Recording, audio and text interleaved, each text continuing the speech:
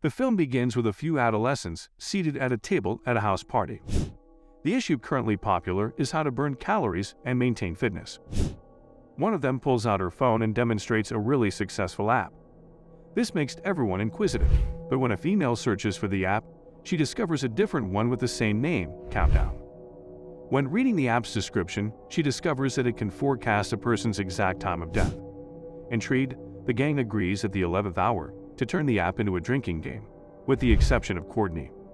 However, when everyone insists, she reluctantly downloads the app and agrees the terms and conditions. Then, everyone in the group receives between 20 and 70 years, except Courtney, who only receives 3 hours. But none of them take it seriously and make her drink all the beer as required by the terms of the game. She will not die.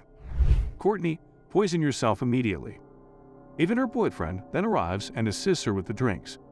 He becomes so intoxicated that he is scarcely capable of driving, but he will drive anyway. So, after the party is done, Courtney decides to walk home alone. Along the way, she receives a notice from the app informing her that she has violated the user agreement. She then observes a figure following her, forcing her to walk more quickly. Suddenly, she receives a notice from the app stating that she has less than 2 minutes to live. Terrified, Courtney hangs up the phone and dashes into her home. She rushes to the restroom to calm down, but the situation becomes increasingly stranger. She senses the movement of a curtain, and when she turns around, an unseen force seizes her and launches her to the ceiling. Courtney is thrown into the restroom when the countdown approaches 0 and the cell phone magically turns on. We observe that Evan's car has been involved in a terrible collision in a desolate area. The software wasn't downloaded by him. He is simply an imbecile. A tree limb impales the seat where Courtney was meant to be. The scene then shifts to a hospital where Quinn, a nurse, is giving food to the patients. When she discovers that one of the patients is missing, she explores the hospital until she finds it on the balcony. He is shown to be nothing. Evan Quinn then sits with him and attempts to calm him down for his operation the next day. Despite this, Evan is devastated by what occurred with his girlfriend. He describes the countdown app to Quinn, which indicates that he has only 19 hours left to live. He also describes his ex-girlfriend Courtney and how she passed away. Evan feels that he will perish at the specified time, which coincides with his upcoming surgery. Nevertheless, Quinn, who does not believe in any of this, persuades him that everything will be okay. On way back, she encounters Amy, a senior nurse, who asks Quinn to accompany her to the hospital and surprise the staff with a cake. Quinn, it turns out, is now a registered nurse. Later, she receives a phone alert that turns out to be an advertisement for the Countdown app. She installs the app and accepts the terms and conditions without hesitation. It states that she only has 2 days left to live, but Quinn brushes it off as a joke and dismisses the app. As she enters the left hallway, a senior Dr. Sullivan flirts with her. Nevertheless, Quinn rejects him impolitely before leave. Heck yes. Quinn. The same evening, Quinn struggles to complete her nursing documents. She phones her pal for assistance. The latter states that she needs a birth certificate to fill out the paperwork. The scene then switches to Quinn retrieving her birth certificate from her parents' residence. After some digging, she discovers it in the room of her late mother. Then Quinn hears a strange disturbance coming from the closet, and upon investigating, she discovers her younger sister Jordan hiding with her lover. The man exits swiftly, leaving Quinn in astonishment at what she had seen. Jordan is, however, furious that her romantic moment was interrupted. She never desired for Jordan to come out of hiding. She yells at her sister for being absent even after their mother's death. Once Quinn leaves, her father greets her. She agrees when he asks whether she wants to visit their mother's grave at some point. The next day, Evan is being readied for surgery, but he is hesitant because his app indicates that he has only 3 minutes remaining. So he abandons his procedure and leaves the room, but the app immediately notifies him that he has violated the user agreement. The following instant, Evan sees a tall, dark figure behind him in the mirror, but there is no one there. The figure of death then pursues him up a dark staircase. Evan utilizes the flashlight on his smartphone and navigates the area with trepidation as he looks. Suddenly, he sees a person wearing Courtney's clothes. When the countdown reaches 0, it seizes him and hurls him down the stairway. As soon as Quinn gets at work, Amy notifies her of the incident, prompting her to inquire further. Left without a choice, she snatches Evan's phone before realizing that she requires a fingerprint to unlock it. There, Quinn visits the hospital's morgue.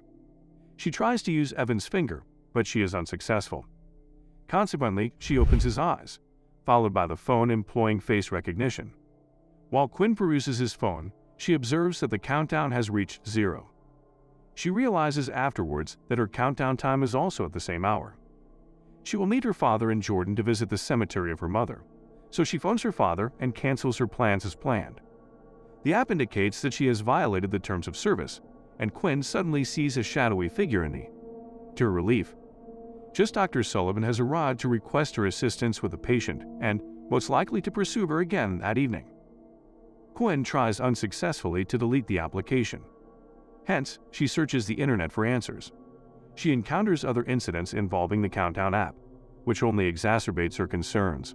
As she prepares for night, she is startled to see a dead, enraged Evan on her bed.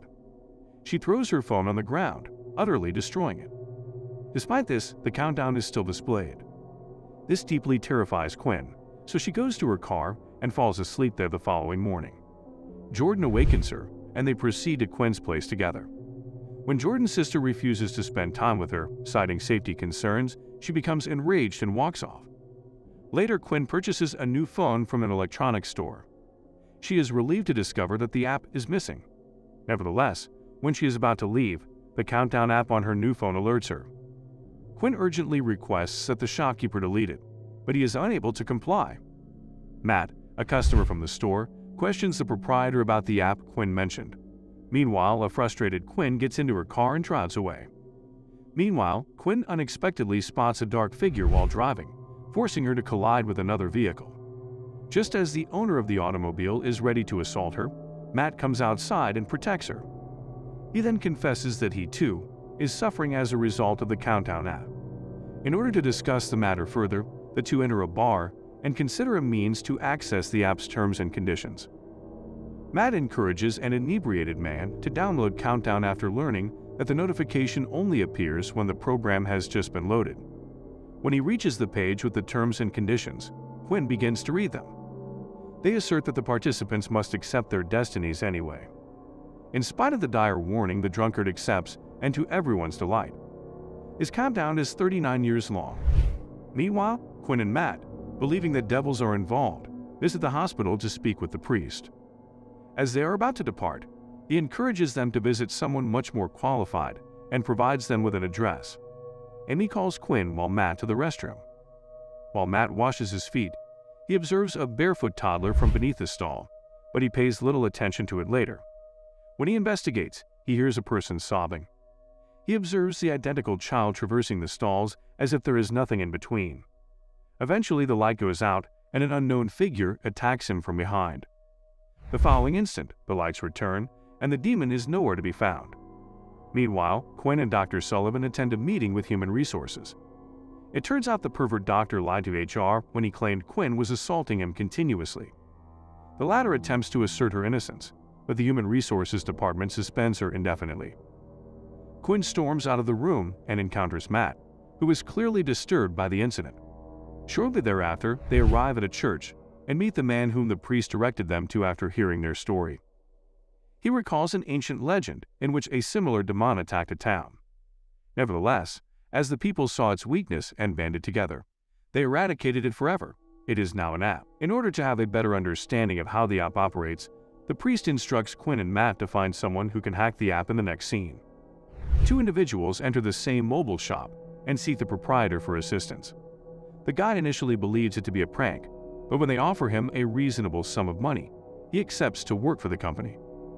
The hacker breaks into the application and discovers the code, which is written in Latin. He also locates and modifies the specifications of the countdown clocks for each user, extending their lifespans. Unexpectedly, Jordan's name appears, indicating that she has also downloaded the program.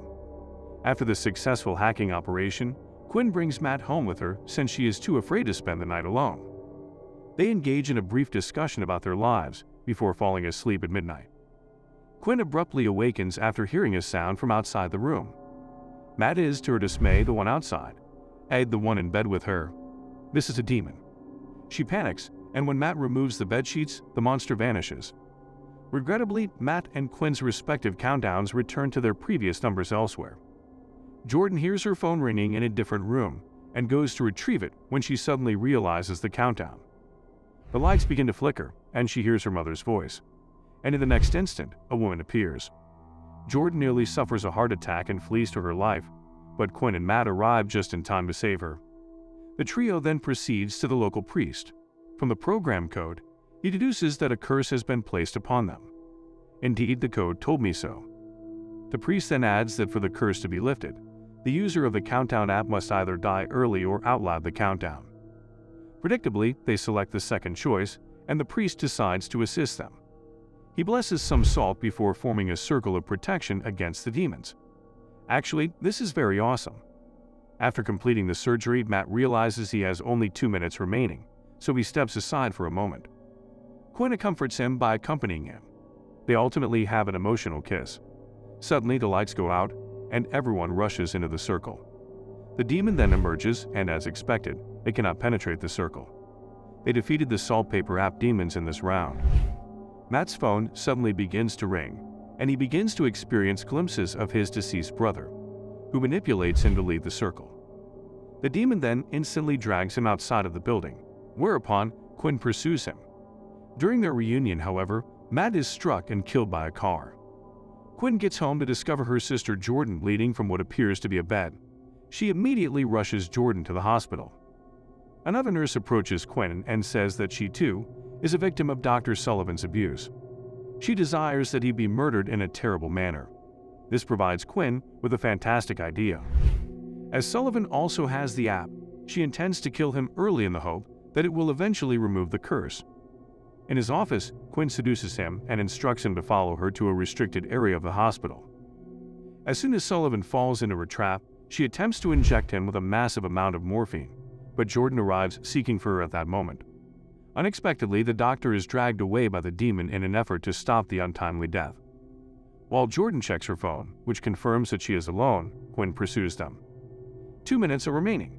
In the meantime, Quinn locates Sullivan and prepares to assault him, but the devil knocks her away, allowing the doctor to flee.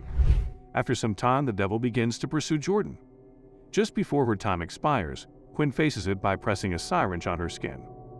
The demon impersonates Quinn's deceased mother, but she is unaffected. She courageously injects herself with lethal morphine. She was executed immediately since she died before her countdown ended. The curse has been lifted, and the demon appears to have been vanquished. Meanwhile, Jordan runs to Quinn's dead body and quickly discovers a drug scrawled on her arm, as well as a bottle and syringe in her pocket. Jordan injects Quinn's arm with the syringe, bringing her back to life. The picture then shifts to the future, as Quinn Jordan and her father pay their respects to their mother. The film concludes as Quinn receives a notification that the latest version of the Countdown app has been installed on her mobile device. Subscribe to Film Insider for similar videos, enable channel notifications, and like the video to support the channel. We appreciate your watching.